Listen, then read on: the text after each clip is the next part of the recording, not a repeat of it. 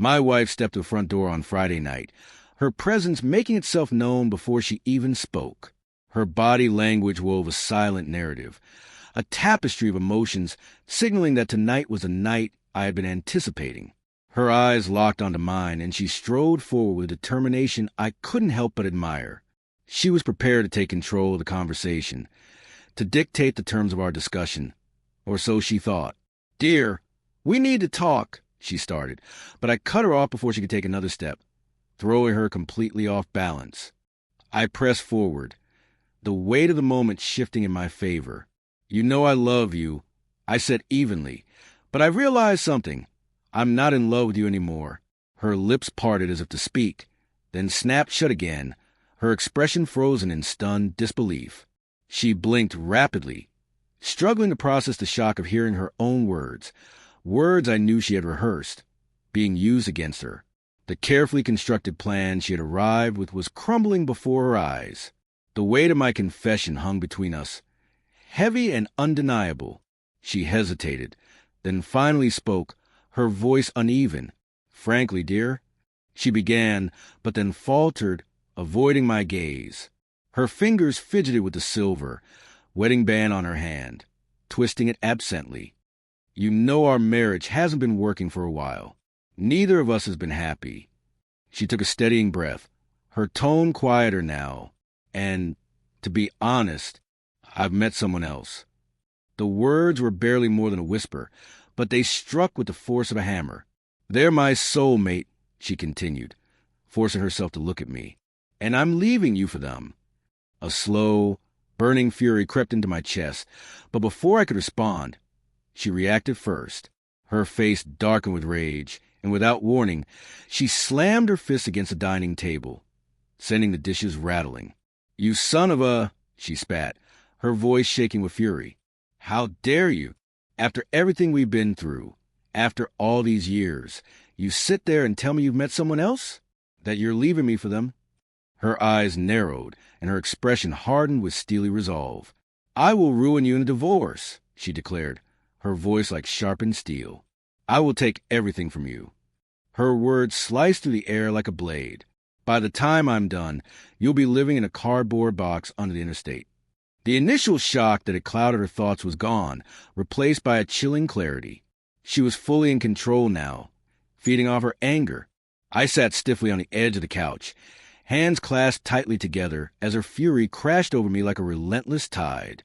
Her insults came in waves, each one hitting harder than the last. She questioned my worth as a man, dragged my family into it, and even hurled accusations about the legitimacy of my parents' marriage. Her voice rose and fell, the venom in her words unyielding, and yet my mind began to drift. How had we ended up here? I thought back to the beginning, tracing the unraveling thread of our relationship. I had met Jessie in my late 20s during my time as a stock analyst at an investment firm. She worked in publicity, and our paths first crossed in the bustling company cafeteria. I still remembered it vividly, the accidental collision that sent her drink spilling across the floor. Heat crept up my neck as I scrambled to apologize, mortified. I had immediately offered to replace her drink, and that small gesture had sparked a conversation that led to a first date, then another, and eventually our wedding day. That had been 10 years ago. Now, Jessie was the vice president of marketing, a position she had earned through sheer ambition and drive. Meanwhile, I remained a stock analyst, content in my role. I wasn't interested in the climb up the corporate ladder, nor did I aspire to be among the executives. I found fulfillment in my work and the stability it provided. I had always suspected that this was one of the fractures in our marriage. Jessie wanted more from me, expected me to chase promotions, to push for a seat at the table with the decision makers. But I had never shared that ambition. The contrast between us had only grown starker in recent years, especially after COVID shifted my job to remote work. While Jessie still had to dress in her pristine business attire and commute to the office, I reveled in the freedom of working from home, often in nothing more than boxers and a t-shirt. A month ago, I had started noticing changes in her. She had grown distant. Her laughter had become less frequent. Her phone never left her side. And now I finally knew why. I asked her if something was wrong, but she slipped effortlessly into a well-rehearsed routine, her voice steady and composed as she dismissed my concerns. Despite her reassurances, the unease gnawed at me, refusing to be silenced. Instinct told me there was more beneath the surface, so I decided to pay closer attention. Following advice I'd seen in countless online forums, I took matters into my own hands.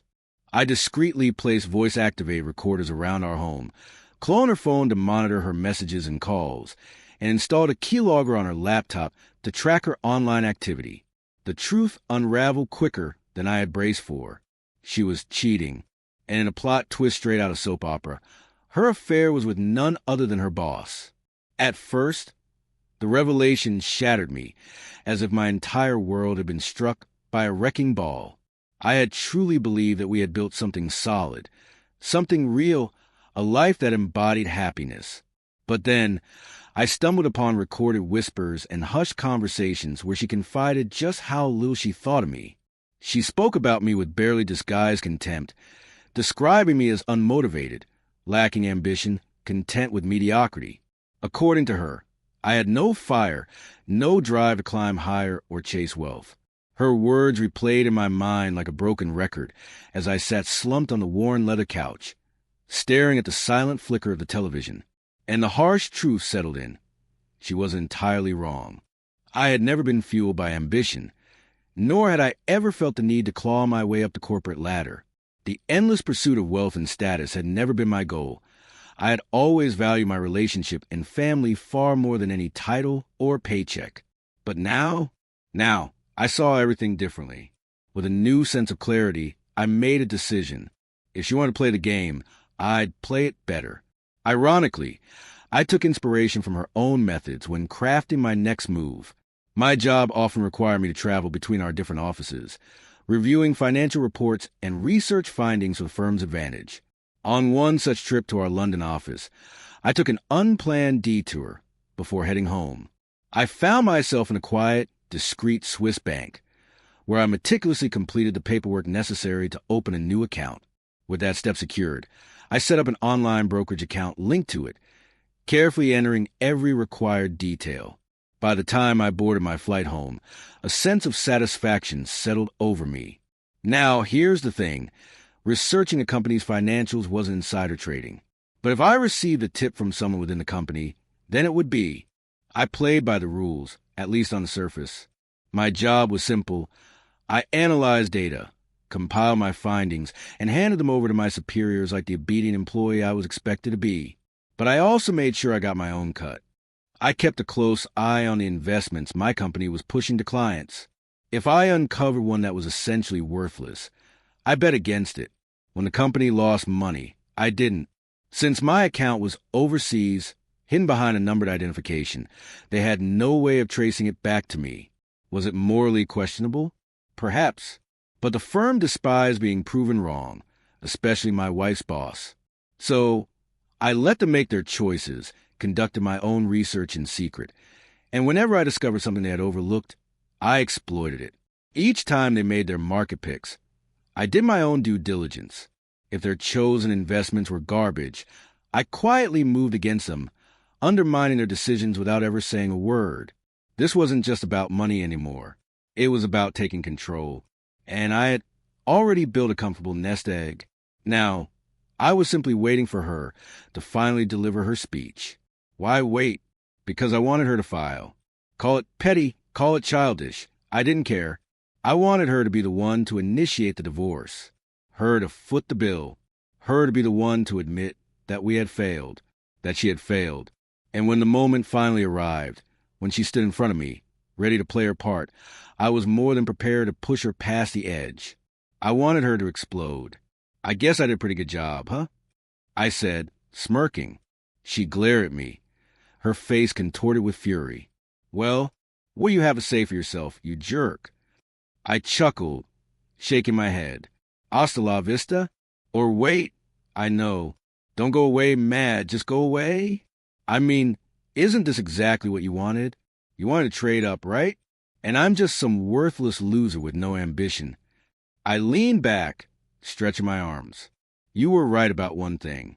I have no desire to claw my way up the corporate ladder. No interest in schmoozing with the so-called power players. I don't care whether my car is a Porsche or a Ferrari. I've always been happy being me. I looked her dead in the eyes. So, when are you filing? Her brow furrowed. Filing? Yes, filing for divorce. I scoffed. Damn. And here I thought you were supposed to be the smart one. Guess I was mistaken. I tilted my head. Let me break it down for you. You cheat, I cheat, no marriage left. That means divorce. That set her off. Her face turned a deep shade of red before she launched herself at me, fists flying. She was so blinded by rage that she completely forgot about the security cameras recording every second of her attack. I calmly pressed the panic button on the security system, making sure not to draw her attention. Now, let's see. Less than a minute for the alarm company to alert the police. Response time in this neighborhood? 5 to 10 minutes. Plenty of time to make this work. So I provoked her. Just little comments. Well-placed jabs to stoke the fire. And she lost it. Her strikes became wilder, more erratic. When her fists weren't enough, she grabbed anything within reach. Books, a glass, even a decorative metal vase. I could already feel deep bruises forming, sharp pain radiating from my ribs. Blood trickled from my nose and mouth. Then came the heels. The sting of her stiletto smashing into my side sent waves of agony through me. I curled into myself, using my arms to shield my face, but there was no escaping the onslaught. Then salvation. A loud knock. She froze, breathing hard. She stomped to the door, flinging it open without a second thought. 2 police officers stood there, their gazes sweeping over the room. Their eyes landed on me, bleeding, battered, and sprawled on the floor, then snapped back to her. In a heartbeat, their hands went to their holsters. Drop the shoe. One officer barked, his voice sharp as steel. But she didn't. That stubborn streak of hers, so defiant, so reckless, reared its ugly head once again. The officers exchanged a glance, and in the next instant, electricity filled the air. The taser hit her, sending her body convulsing before she collapsed in a heap. Handcuffs clicked around her wrists. And then darkness swallowed me whole. The wail of sirens filled my ears as the ambulance rushed me to the hospital. Every bump in the road sent fresh pain slicing through my body. In the bright glare of the emergency room, doctors moved swiftly, tending to my injuries, bandaging wounds, checking for fractures. Meanwhile, she was facing the consequences of her actions. The police had charged her with assault and battery. The security footage was irrefutable. I never laid a hand on her. With the evidence stacked against her, I moved forward with a divorce. She fought it, of course, tried to contest everything. But it's hard to mount a legal battle from behind bars. The verdict came swiftly. Guilty.